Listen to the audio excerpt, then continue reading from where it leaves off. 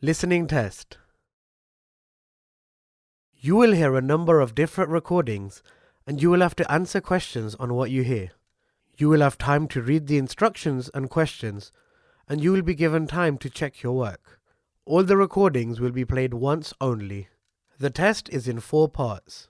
Now turn to part 1. You will hear a conversation between 2 students talking about driving lessons. First, you have some time to look at questions 1 to 5.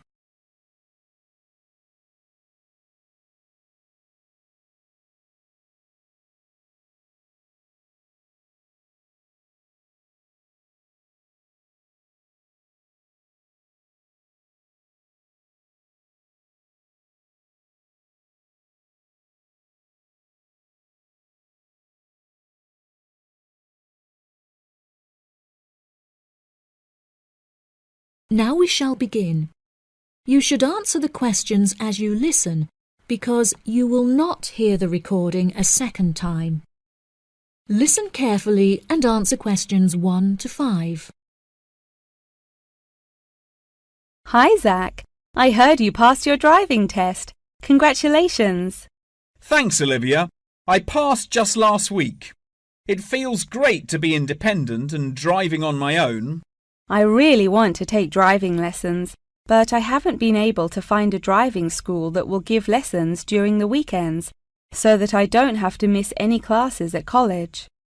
The driving school that I used was brilliant and really flexible with their teaching hours. It's really close to the school. The address is 67 Kings Road. That's 67 King''S Road. Oh, that's perfect. I don't like the idea of driving around busy streets. Did your teacher make you drive in urban areas, or did he mainly teach you on roads in the countryside?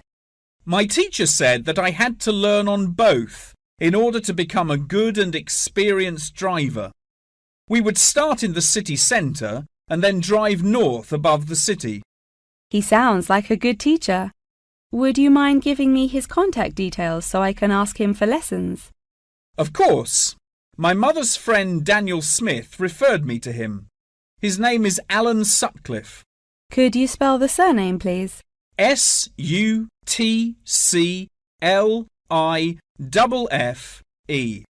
Thanks for helping me out. I'll give him a call tomorrow. I don't know if I should learn in a manual or automatic car. How do I decide? I wasn't sure which type of car to learn in either. In the end, I chose to learn in a manual car because once you've learnt how to drive manually, you can drive automatic as well. Most cars on the road are automatic nowadays. OK, I think I'll learn with a manual car too then. Hopefully the teacher will be able to give me lessons in the evenings after school. It would be much better if you take the lessons during the day. It will be far easier for you to learn when there is enough daylight to clearly see everything going on around you. But you need to be an experienced driver to drive safely at night. How frustrating. I was hoping I wouldn't have to take lessons during the weekends. You're right, though. Safety comes first. Before you hear the rest of the conversation, you have some time to look at questions 6 to 10.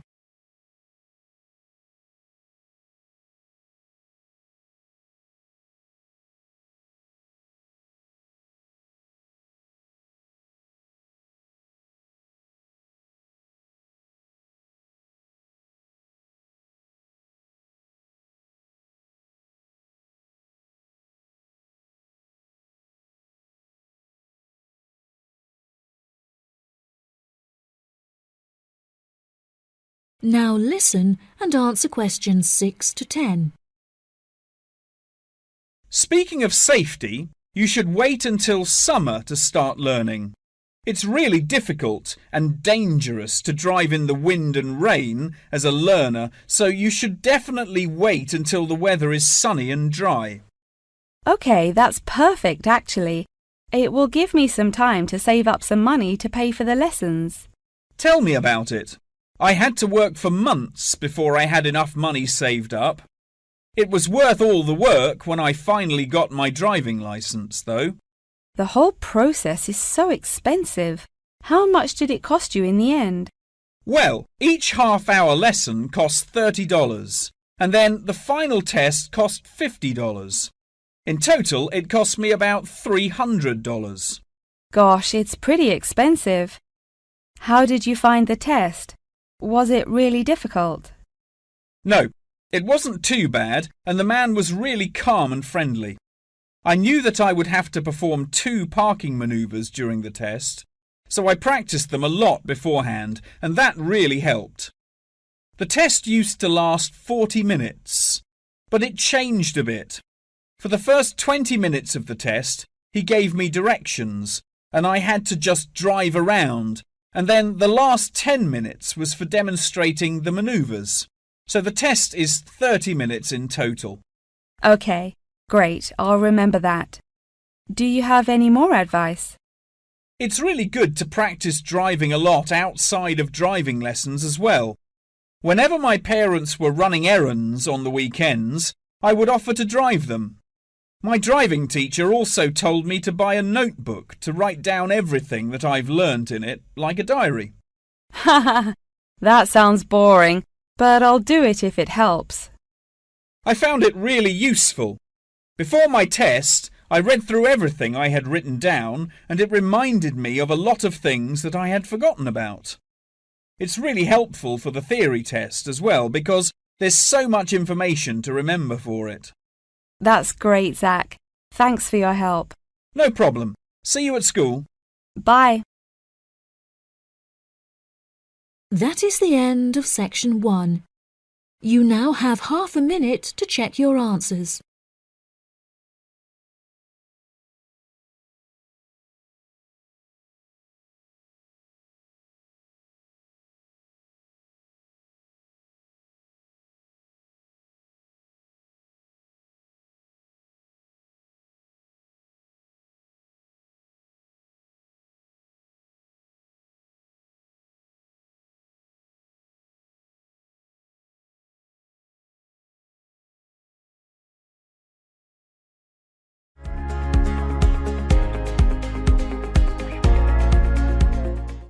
Part 2.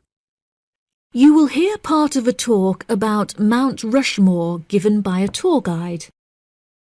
First, you have some time to look at questions 11 to 15.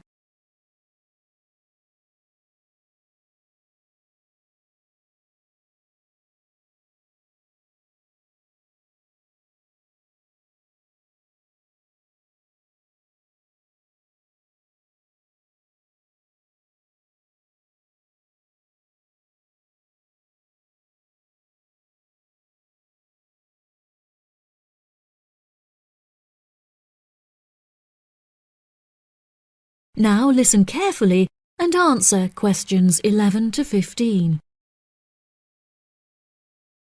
Good morning, everybody, and welcome to Mount Rushmore. To start your visit, I'm just going to give you a brief account of the history of the memorial before letting you roam about on your own. I won't keep you long, okay? Mount Rushmore is South Dakota's top tourist attraction and features the heads of 4 United States presidents: George Washington, Thomas Jefferson, Theodore Roosevelt, and Abraham Lincoln. Each head is 18 meters tall, which is taller than the heights of 11 people combined. The sculptor initially wanted to depict the presidents from head to waist, but due to a lack of funding, the construction had to stop before this vision could be realized. In total, it cost the government $1 million to sculpt the heads at Mount Rushmore. Before the construction of the presidents' heads, the mountain was just bare rock and forest, attracting only a few hikers a year. The new carving at Mount Rushmore has become an iconic symbol of presidential greatness and has appeared in works of fiction and other popular works. The sculpture has also worked perfectly as a way to develop tourism, which was its intended purpose, and now attracts over 2 million people a year. The original plan was to carve the presidents' faces into the granite pillars known as the Needles. However, the sculptor soon realised that these rocks were too eroded and delicate to support such a large sculpture. Instead, he chose to locate the carving at Mount Rushmore due to its grand appearance and brightly lit rock faces that experience maximum exposure to sunlight throughout the day as a result of the southeast orientation. Upon seeing Mount Rushmore, the sculptor declared, "America will march along that skyline." The name of Mount Rushmore also has an interesting history. The location was originally known as the Six Grandfathers. However, during an expedition in 1885, the mountain was renamed after Charles E. Rushmore, a prominent New York lawyer who joked that his annual treks to the mountain had earned him the right to have it named after him. 40 years after the mountain was renamed, Charles E. Rushmore donated $5,000 towards the sculpting of the president's heads, the largest single contribution. In 1927, the construction work started and 7 years later was complete with no fatalities. So that's the history for you. If you'd like any more information, please feel free to ask me questions, or you can soak up the information from our fantastic guidebook. Before you hear the rest of the talk, you have some time to look at questions 16 to 20.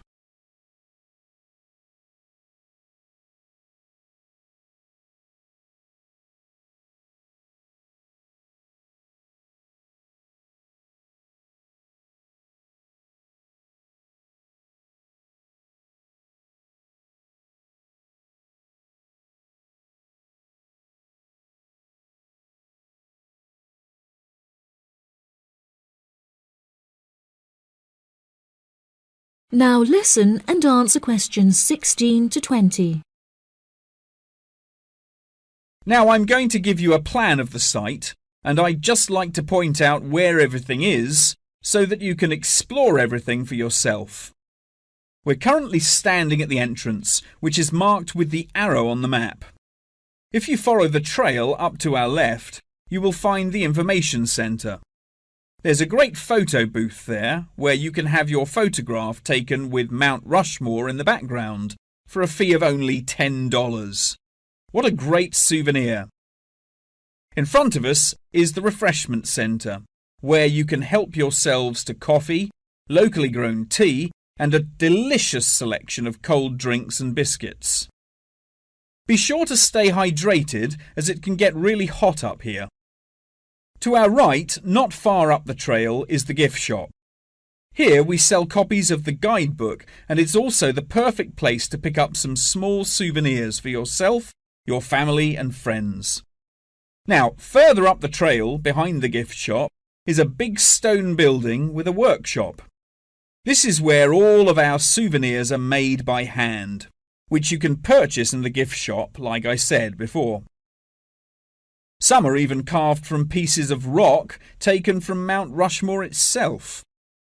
If you carry on walking up the trail past the workshop, you'll find our state-of-the-art visitor centre, where you can find maps of the walking trails here at Mount Rushmore.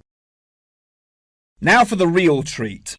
After you have walked past the visitor centre, you can follow the trail up to the left, which will take you to our wooden shelter.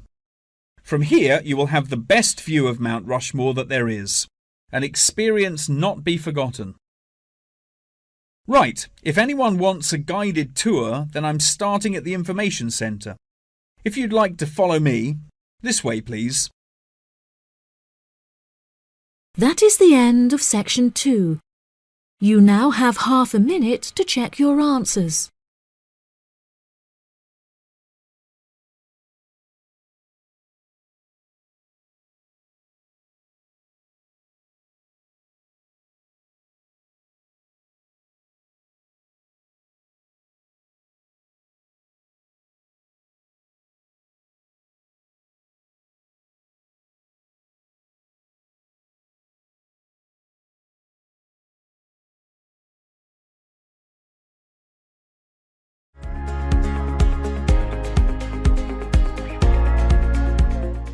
Part 3. You will hear a conversation between a professor and a student talking about taking a course. First, you have some time to look at questions 21 to 25.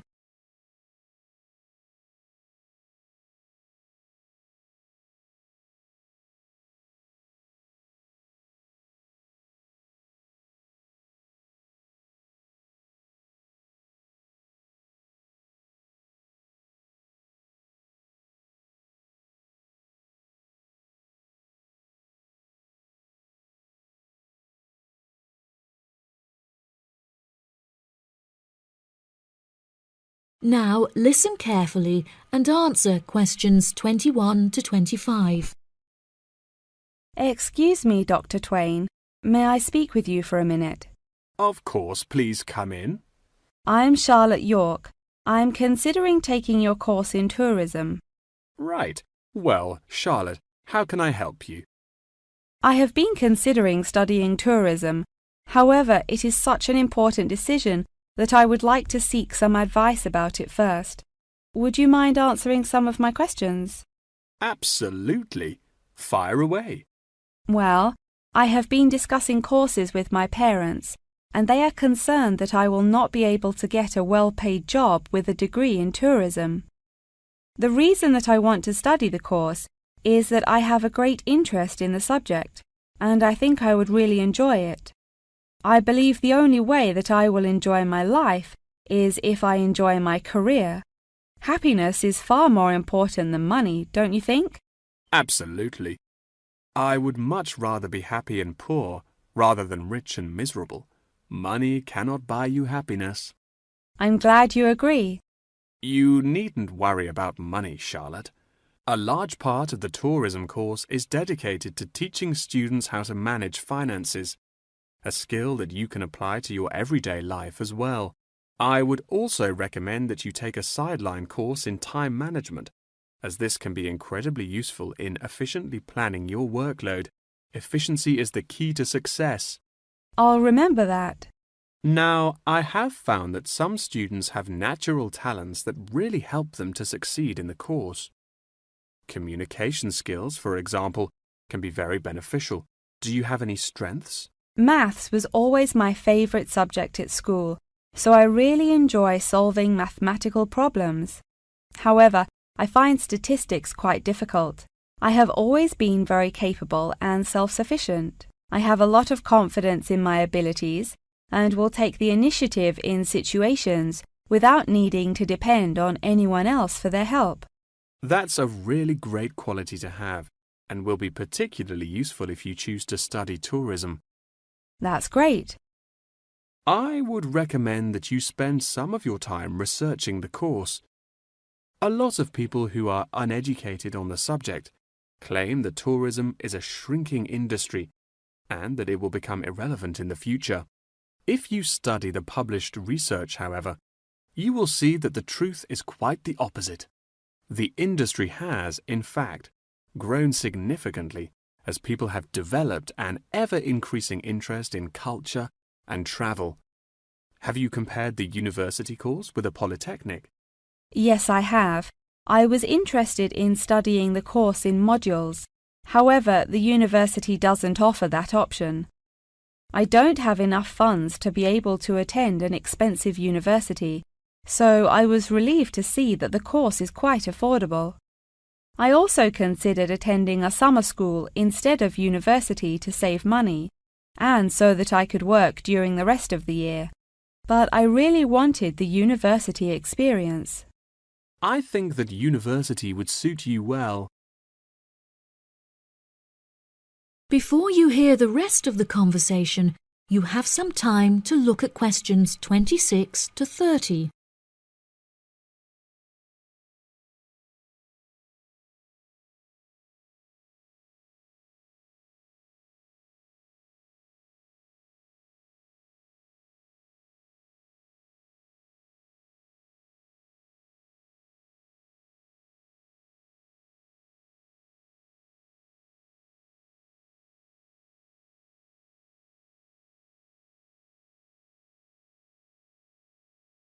Now listen and answer questions 26 to 30.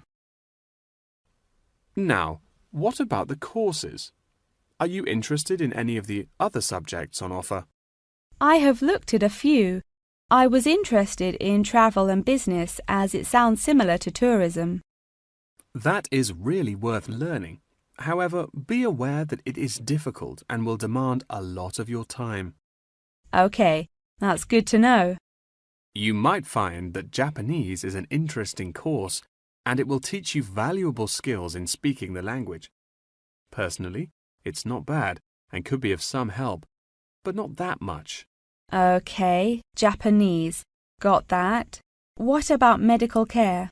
Well, if you have time, the course will teach you a lot about curing diseases and illnesses or dealing with injuries outside, although it's not essential. So, okay, if it's useful, I'll take it. If you enjoy using technology and are worried about fulfilling the entry requirements, computing is very relaxed about the skills that applicants must possess. I'm terrible with computers, so I'm not sure that I would enjoy that course. How about public relations? Yes, I would recommend that course. It would be related to entering the tourism industry, as it will educate you on how to approach clients and develop associations with them. That's great. Thank you so much for your help. That is the end of section 3. You now have half a minute to check your answers.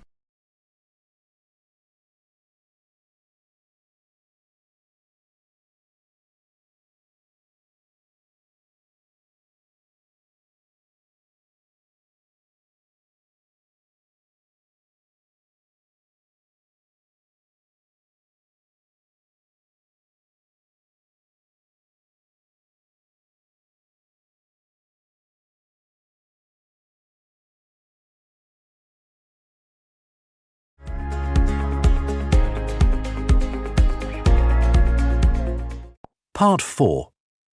You will hear a talk about the practice of company outsourcing. First, you have some time to look at questions 31 to 40.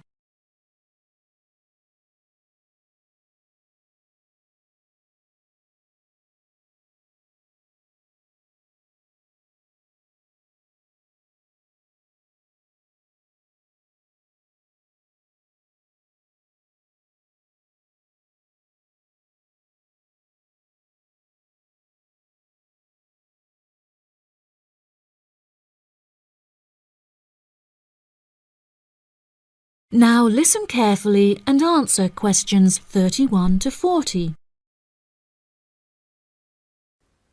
Welcome, class, to your very first lecture in this series on business in the modern world, conducted by myself, Dr. Toby Bennett. Today, we will be looking into the practice of company outsourcing, using TCP technologies as a case study. Now, for those of you who are unfamiliar with this practice, I will give you a summative definition. Company outsourcing involves the contracting of various business activities by one company to another. This practice will sometimes occur from a Western company to a party based in a third world country, the rationale being to make significant financial savings on lower international labor rates and to potentially increase quality. Now, our case study for today is TCP Technologies, a party located in India that receives outsourced tasks from Western companies. The manager of TCP Technologies is a man called Manjeet Khanna, who has personally developed a series of aims and philosophies by which the company is expected to operate. He claims that the most important of these philosophies is to create a workplace where each individual member has the opportunity to contribute their opinion to the operations of the company. That is to say that he found it important to develop a democratic environment. As a means of ensuring quality from every individual at TCP Technologies, a grading system has been developed that encourages an ethos of hard work and recognizes accomplishment. This grading of individuals is based upon a series of factors such as turnover, hours worked, and efficiency. Every month, Kana publishes the grades on an internal website, where staff can access not only their own grades, but also compare it to others. A spirit of playful competitiveness has developed through this method, which has resulted in increased efficiency and turnover across the company. Kana also saw it as essential to develop a culturally diverse group of employees as a means of presenting a multifaceted image that would appeal to a host of potential employees from across the globe.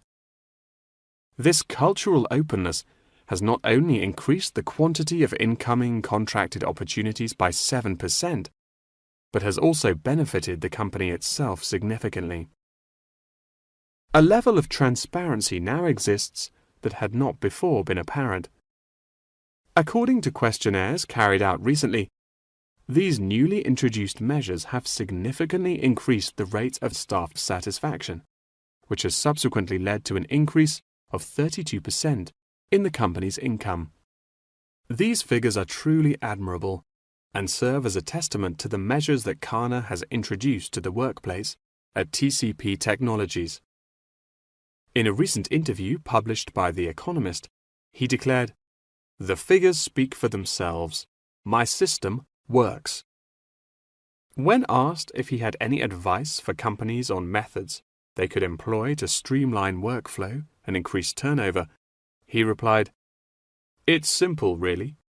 A company must see itself not as one entity comprised of nameless components, but instead as a living organism composed of cells, each one essential to the functioning of the whole. I suggest that the motto by which your management operates will be Employee First."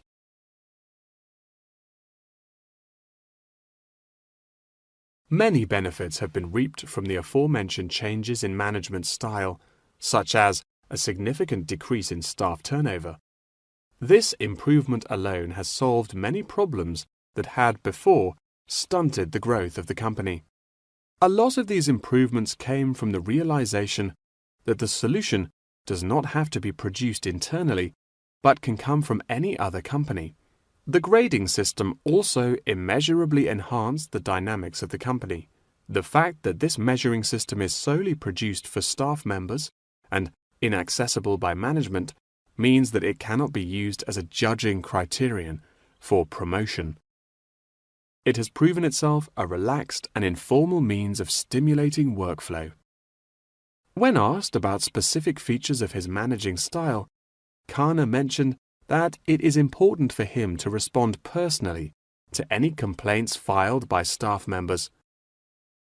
Having found the existing complaints process slow and ineffective, he introduced a new online system that created a direct line of communication between Kana and all employees of the company. The complaint form, dubbed by Kana as a ticket, eradicates the middleman, is easily accessible to all employees online, and has an interface that can be instinctively navigated. Any staff-related complaint, such as those relating to air conditioning and food quality, can be submitted directly to Kana via this online system. Entitlement to vacation is also a popular issue discussed through this forum.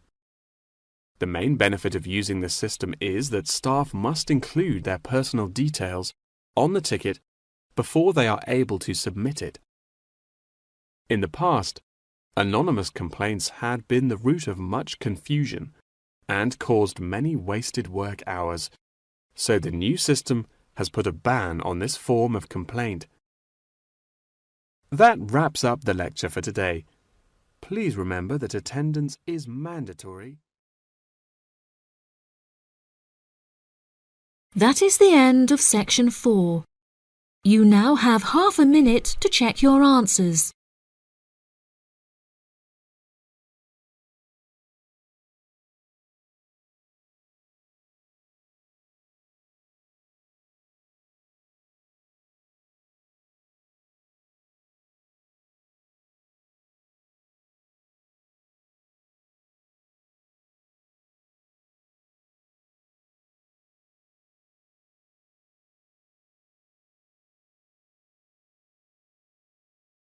That is the end of the listening test.